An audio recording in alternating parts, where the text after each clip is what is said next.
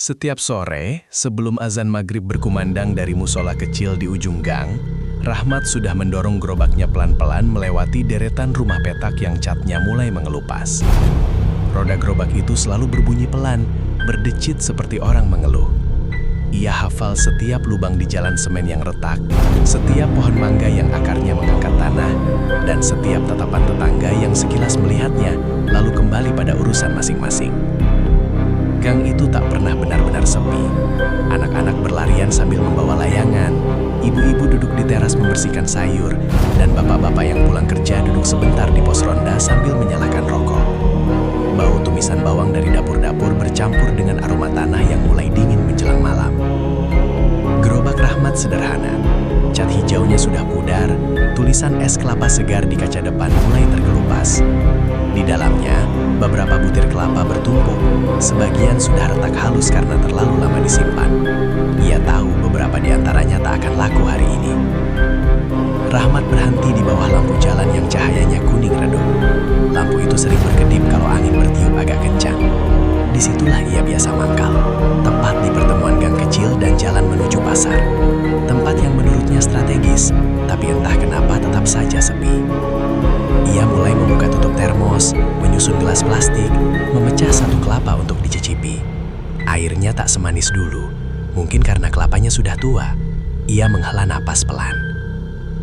Dari kejauhan terdengar suara anak-anak mengaji. Alif Lam Mim.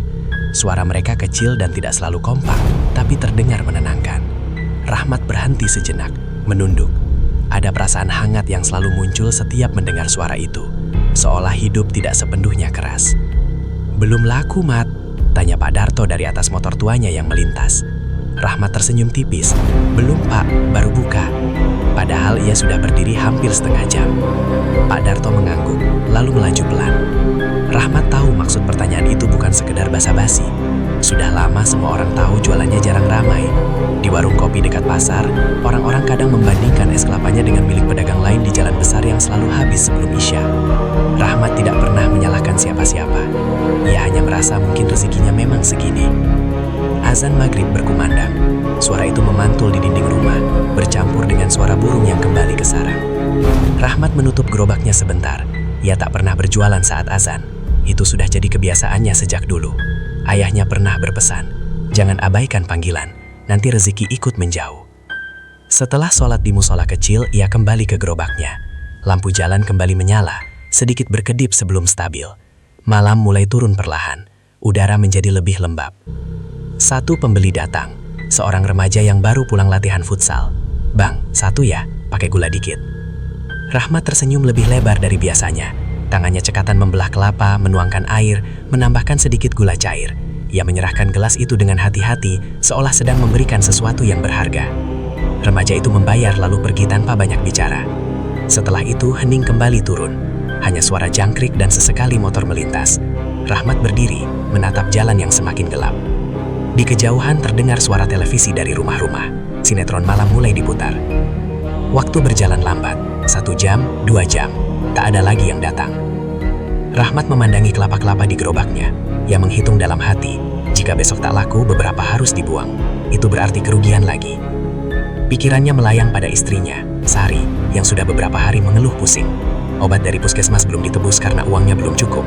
Anak mereka, Rian, juga akan masuk SMP bulan depan. Biaya daftar ulang belum terkumpul. Ia menelan ludah. Dada terasa sesak, bukan karena lelah, tapi karena rasa tidak mampu. Angin malam bertiup pelan. Lampu jalan di atasnya berkedip sekali, 2 kali, lalu stabil kembali. Rahmat mendongak sebentar. Entah kenapa malam itu ia merasa seperti sedang diperhatikan. Bukan oleh seseorang yang terlihat, tapi oleh sesuatu yang tak bisa ia pastikan.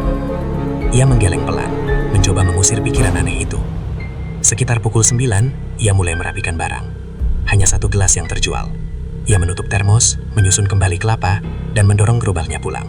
Pagi di kampung selalu dimulai dengan suara yang sama. Sapu lidi diseret di halaman, ayam berkokok dari belakang rumah, dan ibu-ibu yang saling menyapa sambil menenteng kantong belanja. Rahmat sudah bangun sejak subuh. Ia duduk di depan rumah sambil memperbaiki gagang gerobaknya yang mulai longgar. Semalam ia hampir tak tidur. Kepalanya dipenuhi hitungan-hitungan kecil yang tak pernah kelapa naik sedikit. Gula juga ikut naik. Sementara uang di kaleng bekas biskuit di lemari dapur semakin tipis. Sari keluar membawa 2 gelas teh hangat. "Nanti siang aku ke puskesmas lagi ya, obatku sudah habis." Rahmat mengangguk pelan. Ia ingin berkata, "Tunggu dulu," tapi kata-kata itu terasa terlalu berat. Ia tak tega menunda kesehatan istrinya hanya karena uang. "Ada uangnya?" tanya Sari hati-hati. Rahmat terdiam sesaat. "Nanti aku usahakan." Sari tak mendesak. Ia sudah terlalu sering mendengar jawaban itu. Menjelang siang, Rahmat pergi ke pasar untuk membeli beberapa butir kelapa. Ia memilih yang paling murah, meski tahu kualitasnya tak selalu bagus. Di sudut pasar, ada warung kopi kecil beratap seng. Biasanya pedagang berkumpul di sana sebelum kembali ke lapak masing-masing. Rahmat masuk dan duduk di bangku panjang. Bau kopi hitam dan rokok kretek memenuhi udara. Radio kecil di atas rak memutar lagu dangdut lama dengan suara agak serak. "Mat, sini," panggil Ujang, pedagang gorengan yang lapaknya selalu ramai. Rahmat mendekat. "Gimana dagangan?" tanya Ujang. Rahmat tersenyum tipis. "Begitulah." Beberapa orang lain ikut menimpali. Ada Pak Leman, si tukang tambal ban, dan Rudi yang jualan jus di jalan besar. "Kalau cuma mengandalkan sabar, bisa-bisa kita keburu bangkrut," kata Rudi sambil tertawa kecil. Pak Leman menyeruput kopinya, lalu berkata pelan, "Di desa seberang, ada orang yang bisa bantu. Banyak yang sudah coba." Rahmat menoleh. "Bantu apa?" "Bantu dagangan," jawab Pak Leman singkat. Ujang langsung menyikutnya pelan. "Ah, jangan sembarang ngomong." Pak Leman hanya tersenyum samar. "Namanya juga usaha, ikhtiar." Rahmat diam, tapi telinganya terasa lebih peka. "Siapa?" tanyanya akhirnya. Suaranya hampir seperti bisikan. "Orang tua di pinggir sungai, bukan orang sembarangan," jawab Pak Leman. "Katanya punya pelaris, cuma pakai batu kecil, digantung di leher." Warung kopi mendadak terasa lebih sunyi, bahkan radio seperti terdengar lebih pelan. "Ah, itu urusan begituan," Ujang bergumam. "Kalau rezeki ya sudah ada yang atur." Pak Leman mengangkat bahu. "Ya memang, tapi kita juga disuruh usaha." Rahmat menatap cangkir kopinya yang belum disentuh. Ia bukan orang yang gemar mencari jalan aneh. Sejak kecil ia diajari bahwa rezeki datang dari kerja keras dan doa. Tapi kerja kerasnya selama ini seperti tak pernah cukup. "Banyak yang berhasil?" tanyanya pelan. Pak Leman tak langsung menjawab. Ia melihat sekeliling dulu. Yang jual bakso di pertigaan itu dulu sepi, sekarang lihat sendiri. Rahmat mengingat-ingat. Memang warung bakso itu selalu penuh, bahkan sampai malam. Tapi ya ada syaratnya. Lanjut Pak Leman, namanya juga minta bantuan. "Syarat apa?" Rahmat merasa tenggorokannya kering. Rahmat berangkat setelah asar. Ia tidak memberitahu Sari kemana ia pergi. Hanya bilang ingin mencari kelapa yang lebih murah ke arah desa seberang. Sari mengangguk saja, terlalu lelah untuk banyak bertanya. Langit sore itu mendung tipis. Jalan menuju desa seberang melewati jembatan bambu yang biasa ia pandangi dari kejauhan. Air sungai mengalir pelan, membawa daun-daun kering dan sampah kecil. Bau lumpur tercium lebih kuat dari biasanya. Setiap langkah terasa seperti sedang diawasi, meski tak ada siapa-siapa di sekitar. Hanya suara gesekan bambu dan serangga yang mulai berbunyi menjelang petang. Rumah yang dimaksud Pak Leman tidak sulit ditemukan. Letaknya agak menjorok dari jalan setapak, dikelilingi pohon pisang dan bambu yang tumbuh rapat. Dindingnya dari papan tua yang mulai menghitam. Atap sengnya berkarat. Tak ada papan nama, tak ada tanda apapun. Rahmat berdiri beberapa saat di depan pagar kayu yang miring. Dadanya terasa sesak. Ia hampir berbalik pulang. Namun bayangan wajah Rian dan Sari kembali muncul di kepalanya. Ia mengetuk pelan. Tak ada jawaban. Ia mengetuk lagi, sedikit lebih keras. "Masuk saja." Terdengar suara parau dari dalam. Rahmat mendorong pintu yang tidak terkunci. Di dalamnya remang-remang. Hanya ada satu lampu kecil menggantung di tengah ruangan. Bau kemenyan samar bercampur dengan aroma kayu lembab. Seorang lelaki tua duduk bersila di atas tikar pandan. Rambutnya putih panjang, tergerai hingga bahu. Matanya tajam, tapi tidak marah. Lebih seperti seseorang yang sudah tahu Rahmat akan datang. "Duduk," katanya singkat. Rahmat menurut. Lututnya terasa kaku. "Kamu jualan es kelapa?" ucap lelaki itu pelan. Rahmat terkejut. "Iya, Pak. Sudah lama sepi." Rahmat menunduk. "Iya." Lelaki itu tersenyum tipis. "Bukan kamu saja yang datang ke sini karena itu." Rahmat merasa tenggorokannya kering. Ia ingin menyangkal, tapi tak ada gunanya. "Saya cuma ingin usaha saya lancar," katanya hati-hati. "Lancar seperti apa?" tanya lelaki itu. Rahmat terdiam. Ia sendiri tak pernah benar-benar memikirkan jawabannya. "Cukup buat makan, buat sekolah anak." Lelaki tua itu mengangguk pelan. Ia meraih sebuah kotak kayu kecil di sampingnya. Kotak itu dibuka perlahan, memperlihatkan beberapa batu dengan warna berbeda. Ia mengambil satu batu hitam kusam, sebesar ibu jari. Batu itu diikat dengan tali tipis berwarna coklat tua. Ini bukan sekedar batu, katanya. Ini pengikat niat. Rahmat menatap batu itu tanpa berkedip. Kalau kamu pakai, daganganmu akan dilihat. Orang-orang akan merasa ingin membeli, tanpa tahu kenapa. Rahmat menelan ludah. Bayarnya bagaimana? Lelaki tua itu tersenyum lagi. Tidak semua dibayar dengan uang. Suasana mendadak terasa lebih dingin. Apa maksudnya? Tanya Rahmat pelan. Ada syarat. Jawabnya. Jangan pernah lepas batu ini dari lehermu. Jangan menolak pembeli pertama setiap hari, siapapun dia. Dan jangan berhenti berjualan selama 40 hari berturut-turut. Rahmat mengerutkan kening. Kalau saya melanggar.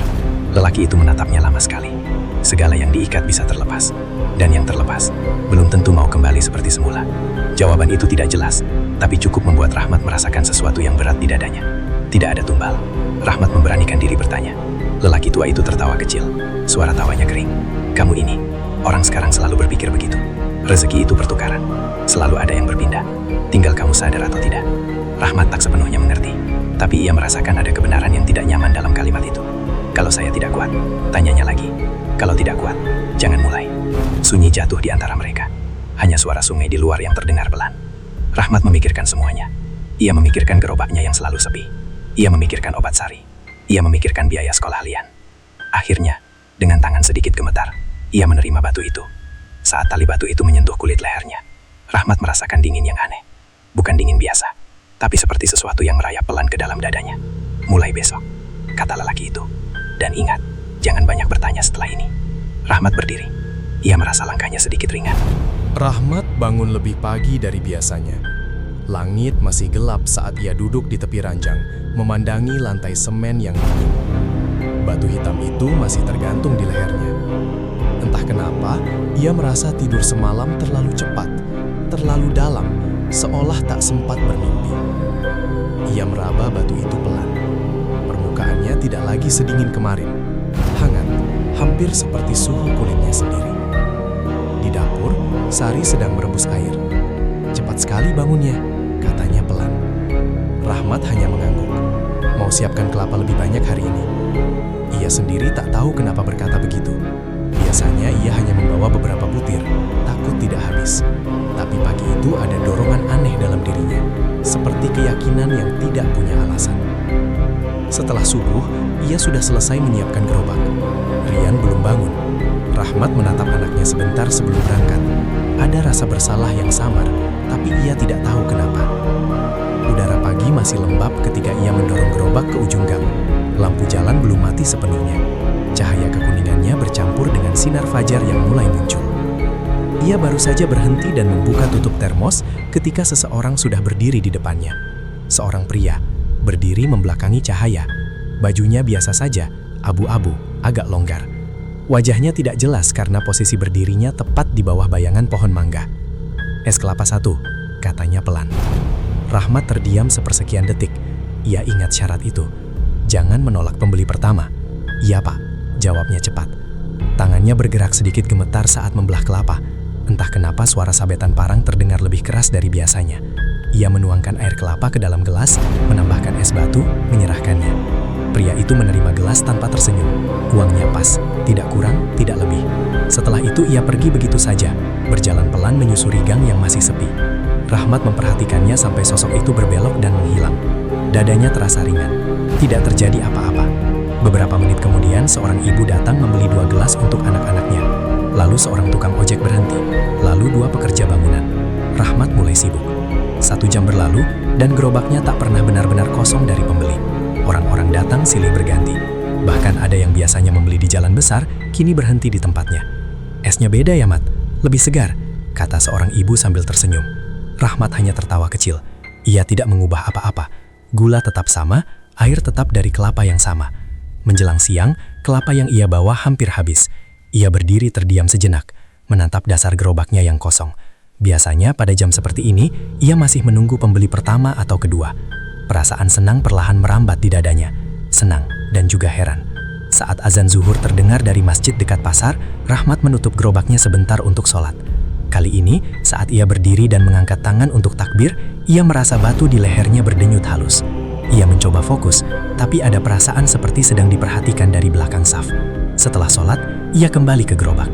Pembeli sudah menunggu. Sore itu, untuk pertama kalinya, Rahmat pulang dengan gerobak kosong. Sari terkejut melihatnya datang lebih awal.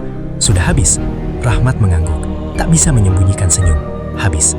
Wajah Sari berbinar. Alhamdulillah. Rahmat ikut tersenyum, tapi entah kenapa kata itu terasa berat di lidahnya. Malamnya, suasana rumah terasa lebih hangat. Mereka makan dengan sedikit lebih tenang. Bahkan Rahmat sempat bercanda dengan Rian. Namun saat lampu dimatikan dan semua mulai terlelap, Rahmat terbangun tiba-tiba. Ia merasa ada suara pelan dari luar, seperti roda gerobaknya yang berdecit. Krek, krek. Rahmat duduk perlahan. Ia mendengarkan. Suara itu seperti datang dari arah ujung gang. Ia menoleh ke arah jendela. Dari celah tirai tipis, ia bisa melihat cahaya lampu jalan di kejauhan. Lampu itu berkedip pelan. Sekali, dua kali, lalu stabil kembali. Suara decitan itu berhenti. Rahmat menelan ludah. Ia meraba batu di lehernya. Batu itu terasa sedikit hangat, seperti menyimpan sisa siam tadi. Cuma perasaan, gumamnya. Ia kembali berbaring, mencoba memejamkan mata. Tapi dalam gelap, ia merasa seperti ada yang berdiri di dekat gerobaknya. Tidak bergerak, tidak bersuara, hanya berdiri, menunggu. Keesokan harinya, pembeli pertama datang lebih pagi dari sebelumnya. Rahmat tak sempat melihat dari mana ia muncul. Tiba-tiba saja sudah berdiri di depan gerobak. Baju abu-abu yang sama, suara yang sama. Es kelapa satu. Rahmat merasakan jantungnya berdetak lebih keras. Iya pak, ia tak berani menolak, tak berani bertanya. Setelah pria itu pergi, pembeli lain datang seperti kemarin, bahkan lebih ramai. Hari kedua juga habis, hari ketiga lebih cepat lagi. Orang-orang mulai membicarakannya. Rahmat sekarang laris ya, mungkin dapat kelapa bagus, rezekinya lagi naik. Bisik-bisik itu terdengar biasa saja, tapi bagi Rahmat, setiap pujian terasa seperti sesuatu yang tidak sepenuhnya ia miliki. Malamnya, saat ia sedang menghitung uang hasil jualan, ia mendengar Sari berbicara pelan dari kamar. Bang, Rahmat masuk. Kenapa? Sari duduk di tepi ranjang, wajahnya sedikit pucat. Tadi aku mimpi aneh. Mimpi apa? Ada orang duduk di gerobakmu, diam saja, menghadap rumah. Rahmat terdiam. Wajahnya tidak kelihatan jelas, lanjut Sari pelan. Tapi rasanya seperti sedang melihat ke dalam rumah. Rahmat mencoba tertawa kecil. Mungkin cuma mimpi. Sari mengangguk, tapi raut wajahnya tidak sepenuhnya tenang. Malam semakin larut. Suara jangkrik terdengar lebih ramai. Angin berembus pelan, membuat daun-daun pohon mangga bergesekan. Rahmat kembali berbaring. Ia merasa bahagia karena dagangannya laris. Tapi di sela rasa syukur itu, ada sesuatu yang tumbuh pelan. Perasaan diawasi, seperti berdiri di panggung tanpa tahu siapa yang menonton. Batu di lehernya terasa semakin menyatu dengan kulitnya. Dan di ujung gang, di bawah lampu jalan yang berkedip samar, bayangan seseorang tampak berdiri lebih lama dari biasanya, sebelum akhirnya larut bersama gelap. Hari-hari berikutnya berjalan dengan pola yang sama, tetapi terasa semakin ganjil. Rahmat tak lagi perlu menunggu lama di pagi hari. Bahkan sebelum ia benar-benar siap membuka termos dan menyusun gelas, sosok itu sudah ada. Pembeli pertama. Ia tidak pernah benar-benar terlihat jelas. Kadang berdiri sedikit menjauh dari cahaya, kadang tepat di bawah pohon mangga sehingga wajahnya tertutup bayangan daun. Bajunya selalu tampak biasa, abu-abu atau gelap. Suaranya datar, tanpa emosi. Es kelapa satu. Tak pernah lebih, tak pernah kurang. Rahmat tak pernah berani menatap terlalu lama. Ia takut menemukan sesuatu yang tidak ingin ia lihat. Setiap kali ia menyerahkan gelas pertama itu, tangannya terasa sedikit lebih dingin dari biasanya. Anehnya, setelah pembeli pertama itu pergi, orang-orang mulai berdatangan seperti air mengalir. Ibu-ibu yang biasanya lewat begitu saja kini berhenti. Anak-anak meminta dibelikan. Tukang ojek mangkal lebih lama di dekat gerobaknya. Bahkan beberapa orang dari gang sebelah datang karena katanya rasanya beda. Rahmat mulai terbiasa dengan keramaian itu. Ia tak lagi menghitung dengan cemas. Setiap malam uang di kaleng biskuit bertambah. Ia sudah bisa membayar obat Sari, bahkan menyisihkan sedikit untuk biaya sekolah Rian. Namun ada hal-hal kecil yang mulai mengganggunya. Suatu pagi, saat ia menuangkan air kelapa untuk pembeli pertama, ia melihat sesuatu di permukaan air. Seperti bayangan wajah yang bukan miliknya. Bayangan itu muncul sepersekian detik, lalu hilang ketika air bergoyang. Rahmat terdiam sesaat. Cepat, suara itu mengingatkannya. Rahmat tersentak. Ia menyerahkan gelas itu tanpa berkata apa-apa. Hari itu, keramaian lebih padat dari biasanya. Tapi Rahmat merasa lelah lebih cepat. Napasnya lebih pendek. Dadanya terasa berat, meski ia tak mengangkat beban berat. Saat azan zuhur terdengar, ia menutup gerobak untuk sholat. Di tengah sujud, ia merasa batu di lehernya menekan lebih kuat, seperti ada beban kecil yang menempel tepat di dadanya. Ia mencoba menenangkan diri. Mungkin cuma capek, gumamnya. Malamnya, Sari kembali bermimpi. Aku lihat orang itu lagi, katanya pelan saat Rahmat masuk kamar. Orang yang duduk di gerobak, tanya Rahmat, berusaha terdengar biasa. Sari mengangguk. Kali ini dia berdiri, menghadap rumah, tapi rasanya bukan lihat rumah. Lalu, seperti sedang menghitung. Rahmat terdiam, kata itu terasa menusuk. Menghitung. Sejak memakai kalung itu, Rahmat sendiri merasa seperti sedang menghitung sesuatu yang tak ia pahami. Hari keempat, hari kelima, hari keenam. 40 hari. Ia tak pernah lupa angka itu. Beberapa tetangga mulai sering duduk lebih lama di dekat gerobaknya, bukan untuk membeli, tapi untuk mengamati. Sekarang laris terus ya, Mat, kata Bu Rini suatu sore. Rahmat tersenyum. Alhamdulillah. Bu Rini menatapnya sebentar lebih lama dari biasanya. Rezeki memang bisa datang dari mana saja. Kalimat itu terdengar biasa, tapi nada suaranya mengandung sesuatu yang tak sepenuhnya percaya.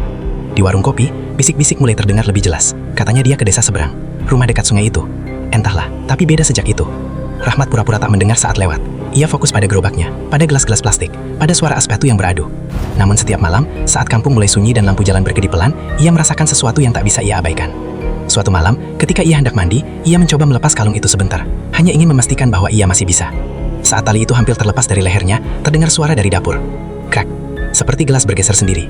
Rahmat membeku, ia menunggu, sunyi. Lalu terdengar suara batu pelan, berat, seperti orang tua yang kesulitan bernapas. Rahmat menelan ludah, ia menoleh ke arah dapur. Tidak ada siapa-siapa, tangannya gemetar. Ia kembali mengalungkan batu itu ke lehernya. Suara batu berhenti, keringat dingin mengalir di pelipisnya. Cuma perasaan, bisiknya, meski ia sendiri tak yakin. Keesokan harinya, pembeli pertama datang lebih dekat dari biasanya. Rahmat bisa melihat sebagian wajahnya. Kulitnya pucat, bibirnya tipis, matanya sulit dijelaskan, tidak kosong, tapi seperti terlalu dalam. Rahmat hampir menjatuhkan gelas saat menyerahkan es kelapa itu. Pria itu tersenyum samar. Untuk pertama kalinya, senyum yang tidak sampai ke mata. Hari itu dagangan Rahmat habis lebih cepat dari sebelumnya. Orang-orang bahkan harus kecewa karena tidak kebagian. Namun saat ia pulang, Rian menyambutnya dengan wajah lesu. Kenapa? Tanya Rahmat cepat. Kepalaku pusing, Pak, jawab Rian pelan. Sari keluar dari dapur. Tadi siang dia demam sedikit. Sudah aku kompres. Rahmat menyentuh dahi anaknya. Hangat. Sudah minum obat? Tanyanya. Sudah. Rahmat mencoba tersenyum menenangkan, tapi ada sesuatu di dalam dirinya yang mulai menghubungkan hal-hal kecil. Ia teringat hari ketika hujan deras membuat pembeli sepi. Hari itu Rian tampak lebih segar. Hari ini, saat dagangannya paling ramai, Rian justru demam. Rahmat menggeleng keras, mencoba menolak pikiran itu. Tidak mungkin. Malamnya, saat semua tertidur, Rahmat duduk sendirian di ruang tengah. Ia mendengar suara roda gerobaknya lagi. Krek, krek. Bukan dari luar, seperti dari dalam kepalanya sendiri. Ia memejamkan mata, mencoba mengingat pesan lelaki tua di rumah kayu. Demam Rian tidak langsung turun keesokan harinya. Pagi itu, saat Rahmat bersiap mendorong gerobak, ia berdiri lebih lama di depan kamar anaknya. Rian masih terbaring, wajahnya pucat, nafasnya sedikit lebih cepat dari biasanya. Sari duduk di samping ranjang sambil mengompres dahi Rian dengan kain basah.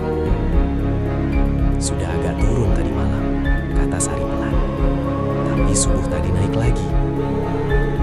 Rahmat mengangguk, mencoba terlihat tenang. Nanti kalau siang belum turun juga, kita ke puskesmas lagi. Sari menatapnya sekilas. Jualanmu bagaimana? Rahmat terdiam. Pertanyaan itu terasa sederhana, tapi jawabannya tak sesederhana itu. Ia tidak mungkin berhenti. Belum genap 10 hari. 40 hari terasa masih sangat jauh. Aku tetap jualan, katanya akhirnya. Sari hanya mengangguk pelan. Saat Rahmat tiba di ujung gang, suasana pagi terasa lebih ramai dari biasanya. Beberapa orang sudah berdiri tak jauh dari tempatnya biasa mangkal, seolah menunggu. Dan seperti biasa, pembeli pertama sudah ada. Hari ini, ia berdiri lebih dekat dengan lampu jalan yang masih menyala redup. Wajahnya terlihat sedikit lebih jelas. Kulitnya memang pucat, tapi bukan pucat orang sakit. Lebih seperti warna yang tak pernah terkena matahari. Es kelapa 1, katanya datar. Rahmat merasakan tenggorokannya kering. Ia mengangguk dan segera bekerja. Saat menyerahkan gelas, jari mereka sempat bersentuhan. Dingin. Bukan dingin karena pagi, tapi dingin yang berbeda. Seperti menyentuh air sumur yang terlalu lama tak tersentuh cahaya. Pria itu menatap Rahmat beberapa detik lebih lama dari biasanya, lalu berbalik dan pergi. Setelah itu, keramaian datang seperti gelombang. Orang-orang berdiri mengantre, bahkan ada yang bercanda. Mat, sekarang harus pakai nomor antrean nih. Rahmat tersenyum. tapi dalam hatinya terasa berat. Setiap suara tawa terdengar agak jauh. Setiap wajah pembeli tampak seperti kabur sesaat, lalu jelas kembali. Ia bekerja tanpa henti. Tangan membelah kelapa, menuang air, mengaduk gula. Uang masuk ke kotak kecil di sampingnya. Namun di sela-sela kesibukan itu, ia mulai merasakan sesuatu yang lain. Setiap kali seorang pembeli menerima gelas darinya, Rahmat merasa seperti ada sesuatu yang ikut berpindah. Bukan hanya es kelapa. Seperti ada bagian kecil dari dirinya yang ikut terseret. Ia mulai cepat lelah. Menjelang siang, pandangannya sempat berkunang-kunang. Ia harus berpegangan pada gerobak agar tidak goyah. "Mat, kamu pucat," kata Ujang yang kebetulan lewat. "Kurang tidur," jawab Rahmat cepat. Ujang menatapnya ragu. "Jangan terlalu dipaksakan, laris itu bagus, tapi badan juga dijaga." Rahmat hanya tersenyum tipis. Azan zuhur berkumandang. Rahmat menutup gerobak untuk sholat. Saat berdiri di saf, ia merasa tubuhnya lebih ringan, hampir seperti kosong. Batu di lehernya terasa hangat, berdenyut pelan mengikuti detak jantungnya. Dalam sujudnya, ia mencoba berdoa lebih lama. "Ya Allah, kalau ini bukan jalan yang baik, beri aku tanda." Tapi yang ia rasakan hanya sunyi. Sepulang dari jualan sore itu, ia mendapati rumahnya lebih sepi dari biasanya. Sari sedang duduk di ruang tengah, wajahnya cemas. "Demamnya naik lagi," katanya. Rahmat langsung masuk ke kamar. Dahi Rian terasa lebih panas dari pagi tadi. Anak itu membuka mata perlahan. "Pak," suaranya lemah. "Iya, Nak. Aku mimpi aneh." Rahmat menahan napas. "Mimpi apa?" "Ada orang berdiri di dekat gerobak Bapak. Dia bilang, 'Jangan ganggu.'" Demam Rian tidak juga turun setelah 3 hari. Rahmat dan Sari sudah 2 kali membawanya ke puskesmas. Dokter mengatakan mungkin hanya infeksi biasa. Obat sudah diberikan. Tapi setiap sore saat Rahmat mulai berjualan dan pembeli berdatangan tanpa henti, suhu tubuh Rian naik lagi, seperti mengikuti sesuatu yang tak terlihat. Pagi itu, Rahmat duduk di tepi ranjang anaknya. Rian terbaring lemah, matanya sayu. "Pak, jangan lama-lama jualannya," bisik Rian. Rahmat terdiam. "Kenapa, Nak?" "Aku nggak suka kalau sudah gelap. Rasanya ramai di luar." Ramai di luar. Padahal rumah mereka justru terasa sepi setiap malam. Rahmat mengusap rambut anaknya. Tangannya sendiri terasa lebih dingin dari biasanya. Batu di lehernya seperti semakin menyatu dengan kulit. Hampir tak terasa lagi sebagai benda asing. Justru terasa seperti bagian dari dirinya. "Aku cepat pulang," janji Rahmat pelan. Sari berdiri di pintu kamar, wajahnya pucat karena kurang tidur. "Bang, mungkin kamu istirahat dulu beberapa hari. Biar aku pinjam uang dulu ke Bu Rini." Rahmat langsung menggeleng. "Jangan, lagi ramai begini, sayang kalau dilewatkan." Kalimat itu keluar begitu saja, lebih cepat dari pikirannya. Sari menatapnya lama. "Ramai itu buat siapa?" Pertanyaan itu membuat Rahmat terdiam. Ia tak menjawab. Ia hanya berdiri dan bersiap mendorong gerobak. Pagi itu, pembeli pertama datang lebih awal dari biasanya. Bahkan sebelum Rahmat benar-benar berhenti di bawah lampu jalan. Pria itu sudah berdiri di sana. Tidak bergerak, seperti menunggu sejak lama. "Es kelapa 1, ucapnya. Rahmat menatap wajahnya lebih berani kali ini. Mata pria itu dalam, terlalu dalam, tidak berkedip. Kulitnya tampak lebih pucat dari hari-hari sebelumnya. Rahmat menyerahkan gelas tanpa berkata apa-apa. Saat uang berpindah tangan, pria itu berkata pelan, "Jangan goyah." Hanya 2 kata, tapi cukup membuat Rahmat merasakan sesuatu yang menekan dadanya. Setelah pria itu pergi, pembeli mulai berdatangan seperti biasa, bahkan lebih banyak dari kemarin. Beberapa orang dari kampung sebelah ikut antri. "Esnya bikin nagih ya, Mat," kata seorang pelanggan sambil tertawa. Rahmat tersenyum tipis. Ia sudah terlalu lelah untuk merasa bangga. Siang hari, saat azan zuhur berkumandang, Rahmat merasa tubuhnya lebih ringan lagi. Bukan ringan karena sehat, tapi seperti kehilangan sesuatu. Tangannya sempat gemetar saat mengambil air wudhu. Dalam doa, ia kembali meminta tanda. Namun kali ini, dalam sujudnya, ia seperti mendengar suara napas berat di sampingnya. Saat ia mengangkat kepala, tak ada siapa-siapa. Sore itu, Rian tiba-tiba kejang. Sari panik dan berteriak memanggil tetangga. Rahmat yang baru saja selesai berjualan berlari pulang dengan jantung berdegup keras. Rian terbaring dengan tubuh kaku, matanya terbejam rapat. Keringat membasah membasahi dahinya. "Kita ke rumah sakit," kata Rahmat tegas. Mereka meminjam motor Pak Darto dan membawa Rian ke rumah sakit kota yang jaraknya hampir 20 menit. Di ruang IGD, Rahmat duduk dengan tangan gemetar. Batu di lehernya terasa panas untuk pertama kalinya. Bukan hangat, panas. Seorang perawat keluar setelah beberapa saat. Anaknya demam tinggi, tapi hasil awal tidak menunjukkan infeksi berat. "Kami observasi dulu." Rahmat mengangguk, hatinya tak tenang. Ia teringat hari pertama ia memakai batu itu. Teringat bagaimana setiap hari keramaian bertambah. Terbayang kembali ucapan lelaki tua di rumah kayu. Rezeki itu pertukaran. Rahmat mulai menghitung dalam hati. Hari ke-13. 13 hari sejak ia mulai.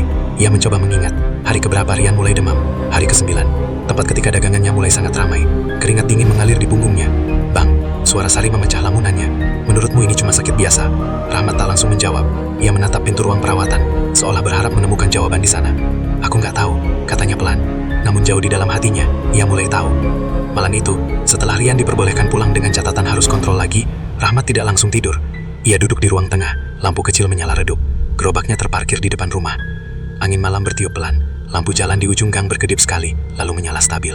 Rahmat menatap batu di lehernya. Kalau benar ini harga yang harus dibayar, gumamnya pelan. Tiba-tiba, terdengar suara roda berdecit. Krek, krek. Rahmat menoleh cepat ke arah gerobak. Tidak ada siapa-siapa. Namun ia bisa melihat bayangan seseorang berdiri di samping gerobak itu. Bayangan yang tidak berasal dari tubuh manapun. Rahmat berdiri perlahan. Bayangan itu seperti menoleh ke arahnya. Dadanya terasa sesak. Batu di lehernya kembali hangat. Dalam kepalanya, ia mendengar suara pelan. Bukan suara yang jelas, tapi seperti bisikan yang tidak memakai. Hari ke-14 terasa lebih berat dari sebelumnya.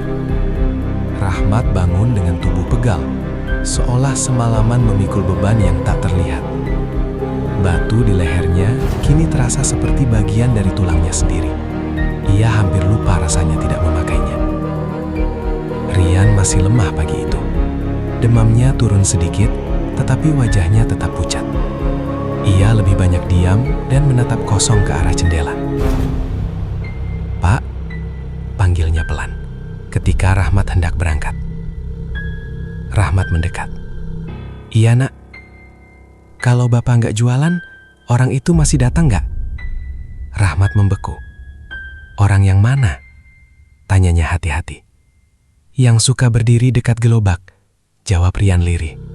"Dia sering lihat ke sini." Sari yang sedang melipat pakaian berhenti bergerak. "Rian, kamu jangan ngomong begitu." "Tapi aku lihat, Bu," katanya pelan. Rahmat merasa napasnya berat. Ia menatap istrinya, lalu kembali pada anaknya.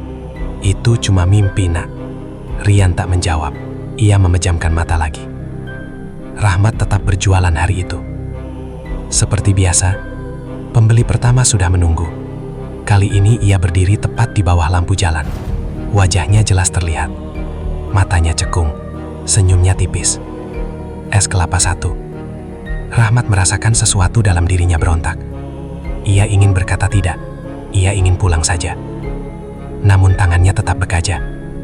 Saat ia menyerahkan gelas itu, pria itu berkata pelan, "Waktumu berjalan." Rahmat menelan ludah. Apa maksudnya? Pria itu tidak menjawab. Ia hanya menatap Rahmat beberapa detik lebih lama, lalu pergi.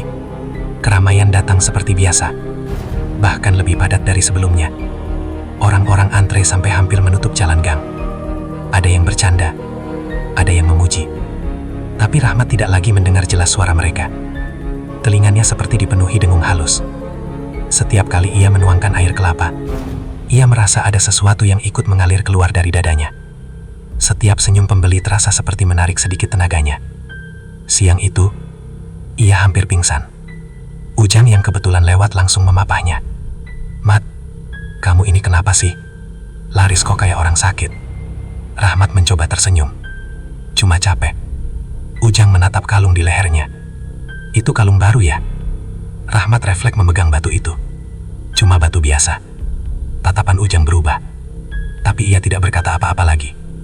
Sore hari, Rahmat pulang lebih cepat karena tubuhnya benar-benar tak kuat. Ia berharap Rian sudah membaik. Namun yang ia temui justru membuat jantungnya terasa seperti diremas. Rian terbaring dengan mata terbuka, menatap langit-langit. "Pak," suaranya lemah. Rahmat duduk di sampingnya. "Iya, Nak. Orang itu bilang aku jangan ikut campur."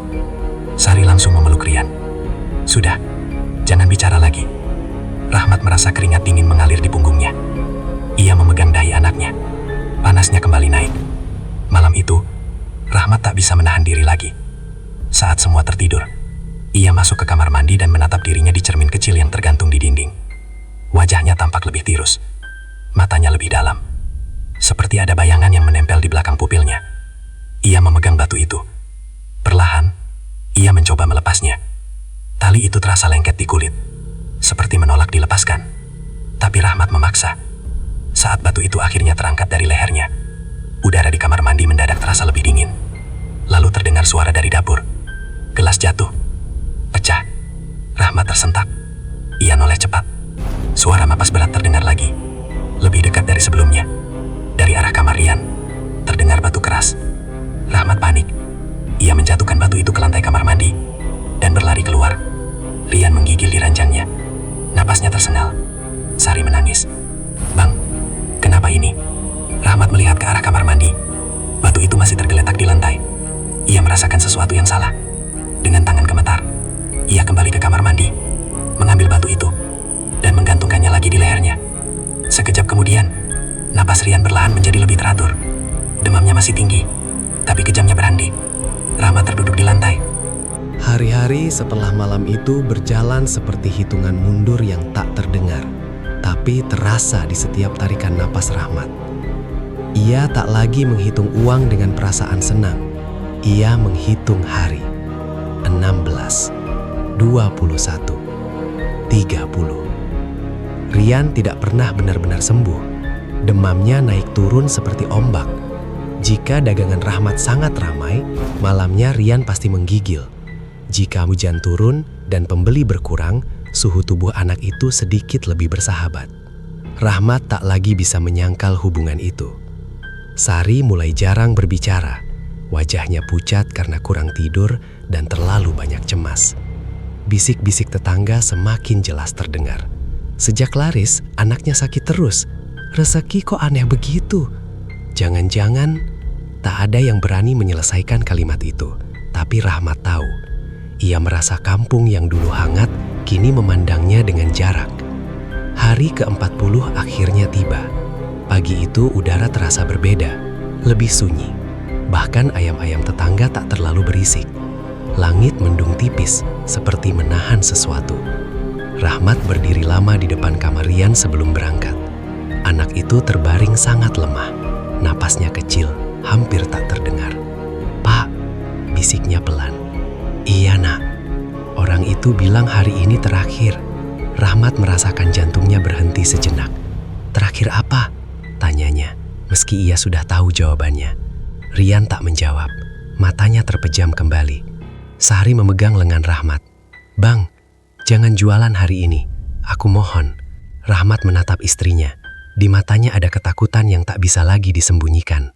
Hari ke-40. Jika ia tidak berjualan, ia melanggar syarat. Jika ia berjualan, ia tak tahu apa yang akan terjadi pada Rian. Rahmat memejamkan mata sebentar. "Aku harus menyelesaikannya," katanya pelan. Di ujung gang, lampu jalan masih menyala meski matahari sudah mulai naik. Cahayanya berkedip-kedip pelan. Dan seperti biasa, pembeli pertama sudah ada. Kali ini ia berdiri tepat di tengah jalan, tidak di bawah bayangan apapun. Wajahnya terlihat jelas. Itu bukan wajah asing. Rahmat tercekat. Wajah itu menyerupai dirinya sendiri, hanya lebih pucat, lebih kosong, dengan mata yang terlalu dalam. "Es kelapa satu," ucapnya. Suara itu bukan sepenuhnya milik orang lain. Ada gema suara Rahmat sendiri di dalamnya. Rahmat berdiri kaku, tangannya tak bergerak.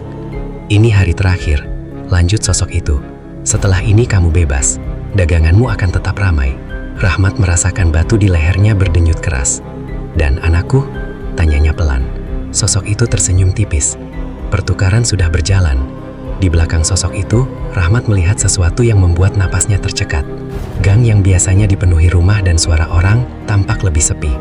Beberapa pintu rumah terlihat gelap. Tidak ada anak-anak bermain, tidak ada ibu-ibu menyapu. Seolah kampungnya pelan-pelan menghilang dari keramaian yang ia ciptakan. "Lanjutkan," bisik sosok itu. "Atau hentikan sekarang." Tapi semua ada harganya. Rahmat menatap gerobaknya. Ia melihat bayangan-bayangan samar berdiri di sekelilingnya, seperti pembeli yang tak sepenuhnya nyata. Mereka diam, menunggu. Batu di lehernya terasa panas, hampir membakar kulit. Tiba-tiba, dari arah rumahnya, terdengar suara teriakan Sari. "Bang!" Suara itu tajam, penuh panik. Rahmat tidak berpikir lagi.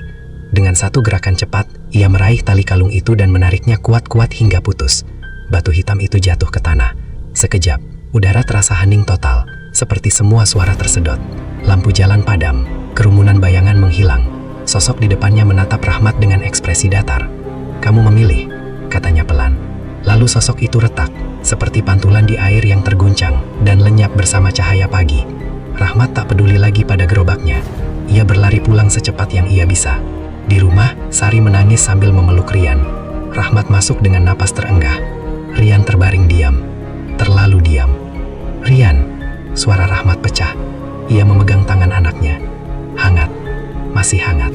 Beberapa detik yang terasa seperti selamanya berlalu. Lalu Rian menarik napas panjang.